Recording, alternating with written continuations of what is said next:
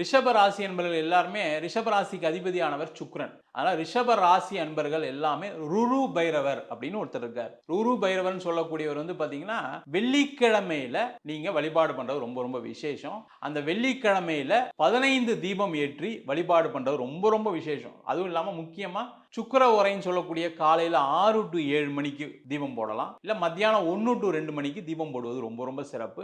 இல்ல சாயங்காலம் 7 to 8 இந்த பைரவருக்கு தீபம் போட்டு வழிபாடு பண்றது நல்லது. இந்த பைரவர் பாத்தீங்கன்னா ரொம்ப விசேஷமா என்னன்னா, எப்படி ரிஷப ராசிக்கு அதிபதியான ரிஷப வாகனம் மாடு அப்படின்னு சொல்லலாம். சரிங்களா? காள மாடுன்னு சொல்லுவோம். அந்த காள மாடோட வாகனத்தோட இருக்கக்கூடியவர் இந்த ருரு பைரவர். இந்த ருரு பைரவர் வழிபாடு பண்ணாங்க அப்படின்னா இவங்களுக்கு இருக்கக்கூடிய பொருளாதார பிரச்சனைகள், எனக்கு காசு தாங்க வேணும், வீடு கட்டணுங்க, என் மனைவியை பார்க்கணுங்க, குழந்தைங்களை பார்க்கணுங்க, ஃபேமிலியை பார்க்கணும்னு சொல்லுவாங்க. அதனால வாழ்க்கையை தொலைத்தவர்கள் ரிஷபராசி என்பவர். அது எல்லாம் திரும்பி கிடைக்கணும் அப்படின்னா இந்த ரிஷப வாகனத்தில் உள்ள பைரவரை ருரு பைரவர்னு சொல்லுவாங்க. அந்த ருரு பைரவரை வழிபாடு பண்றது ரொம்ப ரொம்ப விசேஷம்.